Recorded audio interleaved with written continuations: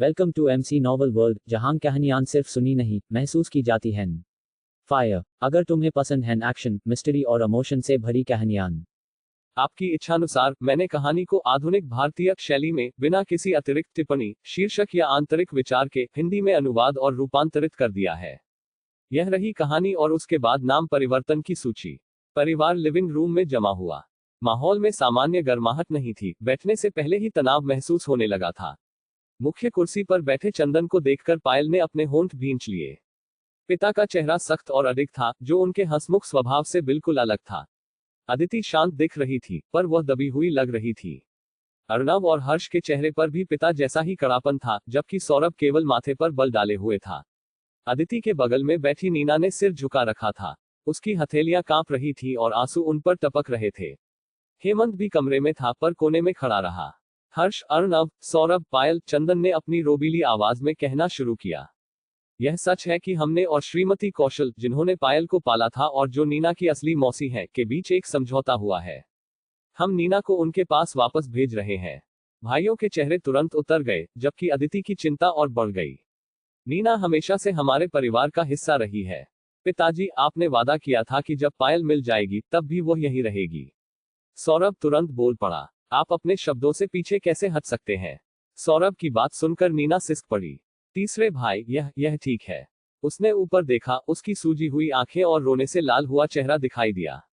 उसे इतना दुखी देखकर सौरभ का दिल बैठ गया। यह कैसे ठीक है? उसकी आंखों में आंसू छलक आए। पिताजी, प्लीज उसे मत भेजिए। नीना इतने सालों तक हमारे साथ रही है। वह उस घर में कैसे रह सकती है? क्या उनके पास गर्म पानी का शॉवर भी होगा? सौरभ ने नीना की ओर देखा और कुछ कहने को मजबूर हुआ। माँ, प्लीज ऐसा मत कीजिए। उसने सिर हिलाया, नीना के लिए लगभग भीख मांगते हुए। कोई और रास्ता जरूर होगा। क्यों? सौरभ के बाद अर्णव भी बोला। उसे भेजना क्यों जरूरी है, पिताजी? चंदन अपने बड़े बेटे की ठंडी निगाह से नहीं हिचका। यह तुम्हारी माँ और मेरे लिए एक कठिन निर्णय है। पर ऐसा नहीं लगता कि आपको कोई मुश्किल हुई, हर्ष ने टिप्पणी की। माँ, पिताजी, मुझे माफ करना कि मैं पहले भड़क गया और मैं इसके साथ आने वाली कोई भी सजा स्वीकार करता हूँ। हालांकि मैं अभी भी निराश हूँ। मैं समझता हूँ कि आप सौरभ को नहीं बता सकते, पर अर्णव और मैं स्थिति को समझने के लिए काफी बड़े हैं। आखिरकार यह हमारी बहन के बारे में है। अदिति ने अपने पति की ओर देखा, पर चंदन ने कोई प्रतिक्रिया नहीं दी। लड़कों ने सख्ती से पिता की ओर देखा। हर्ष, चंदन के कंधे ढीले पड़ गए। उद्धरण चिन्ह ... क्या तुम्हें यह भी बताया गया था कि हमने नीना को सिर्फ हफ्ते के दिनों में उसकी मौसी के साथ रहने देने पर सहमति व्यक्त की है और सप्ताहांत में वो हमारे साथ रह सकती है? इस बार हर्ष की भौहें तन गईं, जबकि नीना के कंधे अकड़ गए। अर्णव ने भी भौहें उठाई और सौरभ ने माथे पर बल डाला। पायल अपने पिता को देखती रही, उन्हें उनकी आवाज में निराशा महसूस हुई। क्या फायदा? सौरभ ने नाराजगी से कहा। इससे यह सच नहीं बदल जाता कि नीना को जाना पड़ेगा। नीना ने छिपकर हर्ष और चंदन को देखा, फिर एक जबरन मुस्कान दी। तीसरे भाई, अगर मैं जाती भी हूं तो कोई बात नहीं। अगर मैं सप्ताहांत में यहां आ सकूंगी तो कम से कम तुम्हारे साथ कुछ समय बिता सकूंगी। हेमंत ने आह भरी। हर्ष ने उसे एक निगाह डाली, उसका चेहरा स्याह पड़ गया। नीना ने उसे इस बारे में नहीं बताया था। बच्चों, मुझे यह गलतफहमी दूर करने दो। चंदन ने गला साफ किया और सबकी तरफ देखा। मैं जानता हूं कि यह हमारे परिवार के लिए मुश्किल है। हालांकि सच तो सच है। हम नीना को कितना भी प्यार क्यों न करें, उसका एक और परिवार है जो उसके जीवन का हिस्सा बनना चाहता है। हम उनसे वह नहीं छीन सकते, क्योंकि जैसे हमने पायल के जीवन के 13 साल खो दिए, वैसे ही उन्होंने भी नीना के जीवन के 13 साल खो दिए हैं। फिर भी हमने बच्चों के लिए बीच का रास्ता निकालने की पूरी कोशिश की है। नीना हफ्ते में 5 दिन अपनी मौसी के साथ रहेगी और सप्ताहांत में यहां आ सकती है। इस बीच चूंकि कौशल परिवार भी पायल की परवाह करता है, वे उससे मिलने आ सकते हैं, उन्होंने उसी सख्त आवाज में आगे कहा, किसी को बीच में टोकने नहीं दिया। यह एक जटिल स्थिति है, पर मैं चाहता हूं कि तुम लोग समझो कि यह फैसला हम वयस्कों ने सोच समझ कर लिया है। चंदन की बात के बाद अगले 1 मिनट तक खामोशी छाई रही। हर्ष, मैं जानता हूं कि तुम निराश हो। हालांकि मैं इस बात से भी निराश हूं कि तुमने शांति से बात साफ किए बिना प्रतिक्रिया दी। मुझे वह शब्द पसंद नहीं आए जो तुमने अपनी माँ से लापरवाही से कहे। तुम्हें तब तक घर में ही रहना होगा जब तक मैं तुम्हारे व्यवहार में सुधार न देख लूं। चंदन आगे बढ़ा और फिर सौरभ की ओर देखा। सौरभ, अपनी माँ से माफी मांगो। मैं तुम्हें छूट दे रहा हूं क्योंकि तुम अपनी पढ़ाई पर ध्यान दे रहे हो। हालांकि अगर तुमने फिर से बिना सोचे समझे बात की तो मैं इतना दयालु नहीं रहूंगा। सौरभ ने सिर नीचे झुका लिया, जबकि हर्ष ने सजा का सामना ऊंची ठोड़ी के साथ किया। नीना कल जाएगी और यह अंतिम फैसला है, चंदन ने जोड़ा। कोई आपत्ति हो तो मेरे स्टडी रूम में आकर बात करने के लिए स्वतंत्र हो।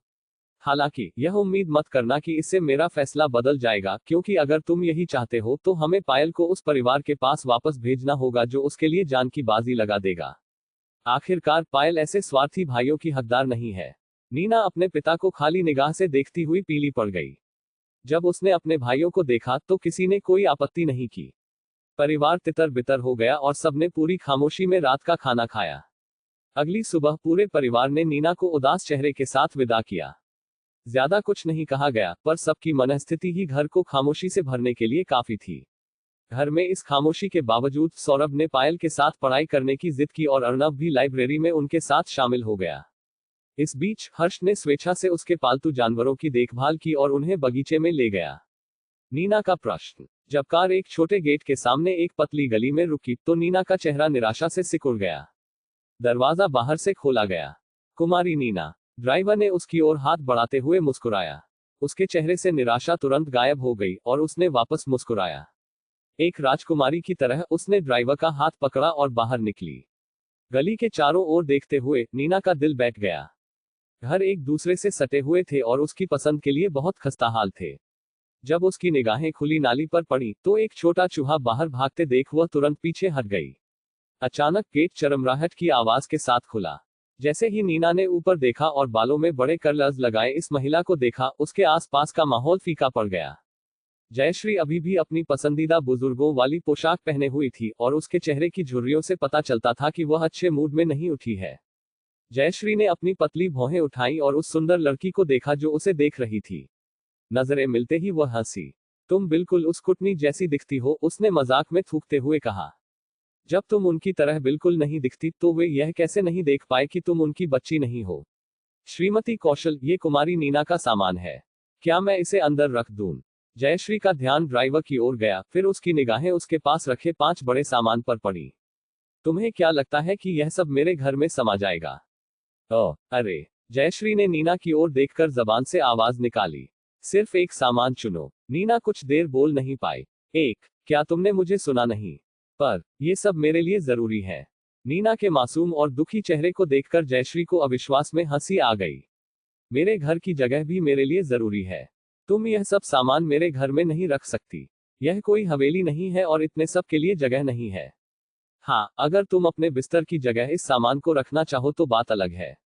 नीना ने अपने दांत भींचे, उसकी आंखों में आंसू की एक पतली परत छा गई। उसने ड्राइवर को देखा, फिर अपने सामान की ओर।